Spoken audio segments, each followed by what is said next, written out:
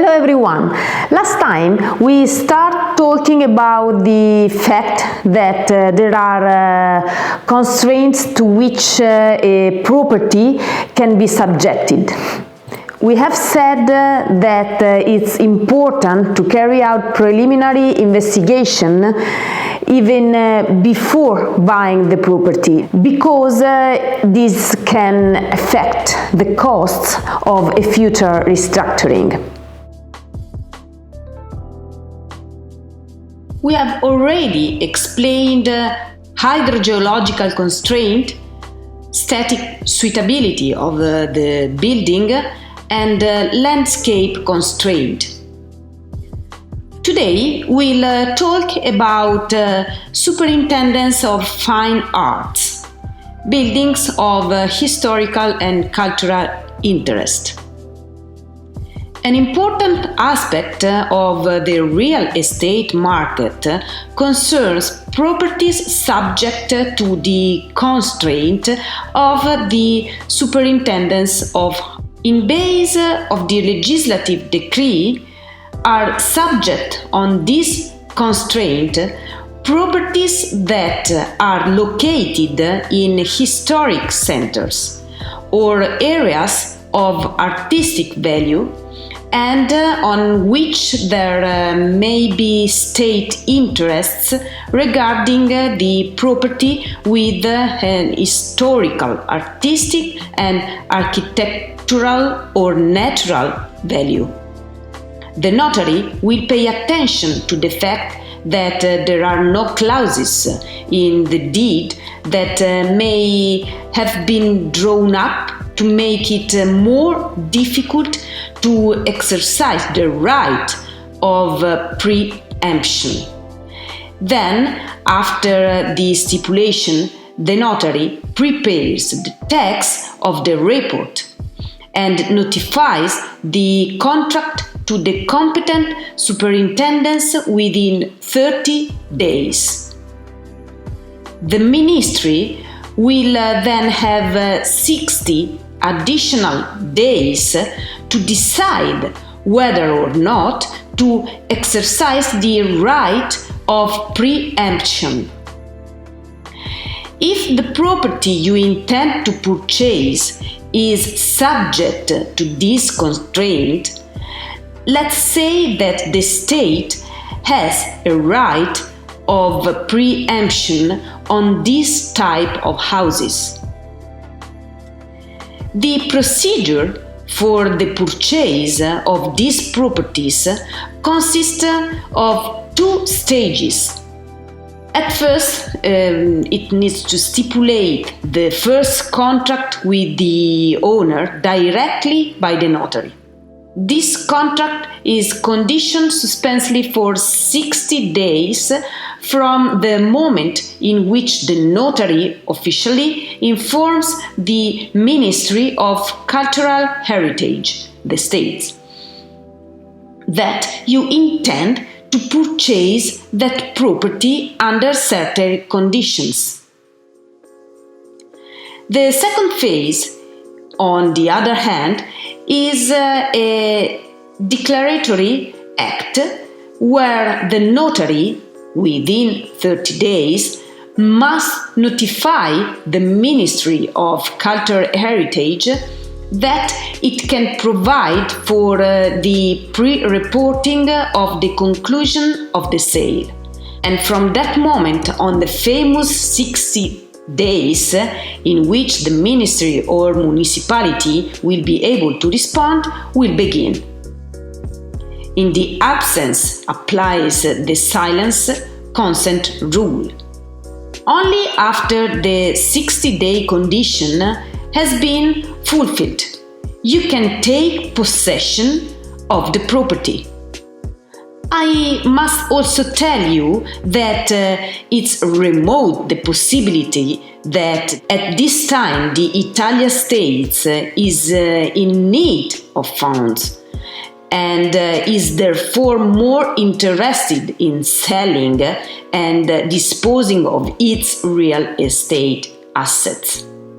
In relation to a possible renovation of a property subject to constraint to the superintendence of fine arts.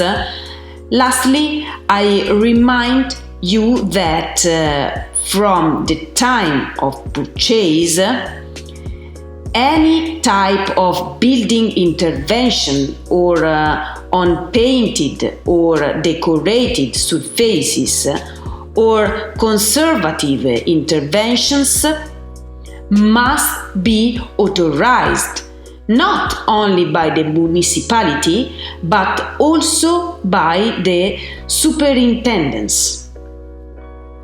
This type of property is subject to the obligations of protection and conservation established by the provisions of the Code of Cultural Heritage and Landscape. Therefore, if the cultural property suffers any damage, the Ministry will order the person responsible to carry out at his expense the works necessary for reintegration. Before purchasing, it's advisable to know if the property is subject to these types of constraints through a technician of your choice, architect or engineer, also to estimate the costs of renovation. When restoring a property in Italy generally, I can tell you that for heavy construction works there are 3 cost items.